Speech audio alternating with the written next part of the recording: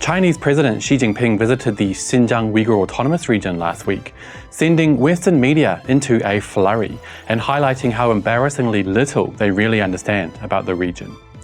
US Ambassador to China Nicholas Burns also showed he probably needs to study a bit more when he sent an awfully awkward tweet.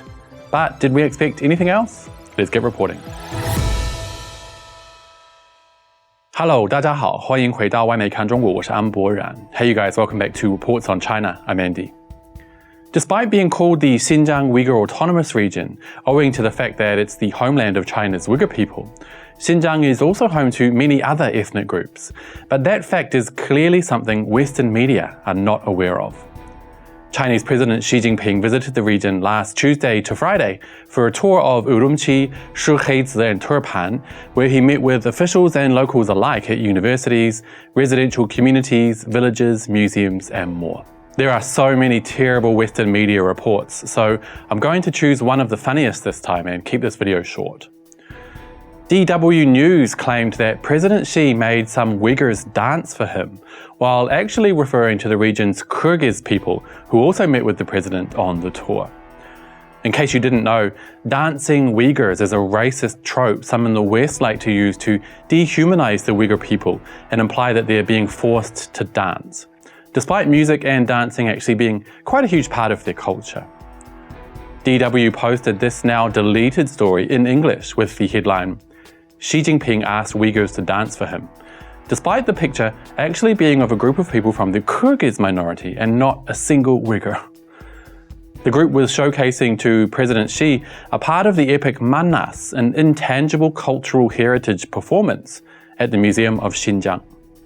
After the performance, Xi mentioned that the Manas is a treasure of both the ethnic minority and the Chinese nation in general, and he urged better preservation and promotion efforts.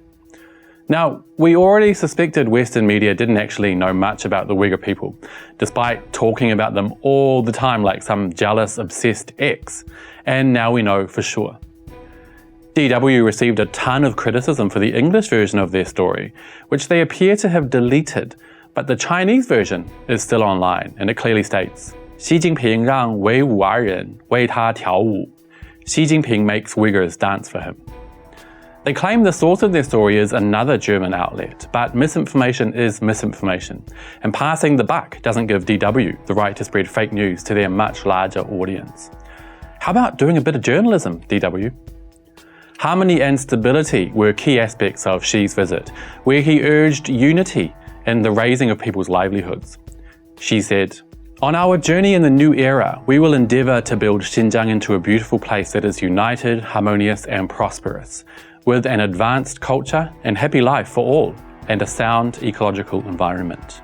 Reuters, whose headline mentioning unity in the region was uncharacteristically fair, said, a photo by the official Xinhua news agency showed a maskless Xi surrounded by smiling and clapping residents, many of them appearing to be Uyghurs wearing ethnic costumes and Muslim prayer caps.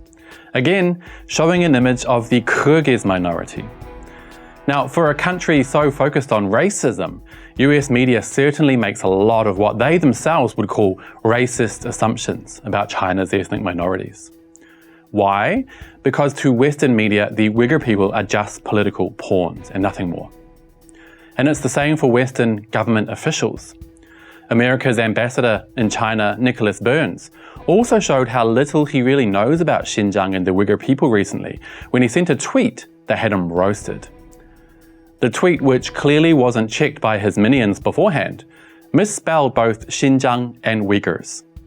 Or is he announcing there's a new region in China called Xinjiang? One person replied, Sir, check your spelling, and if you still have a minute, check your facts.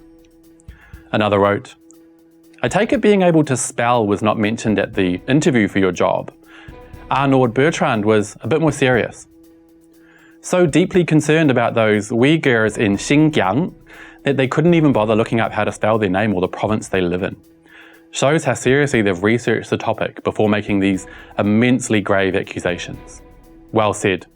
And on that note, that's all I have time for today, you guys. Don't forget to hit like and let me know what you think down below.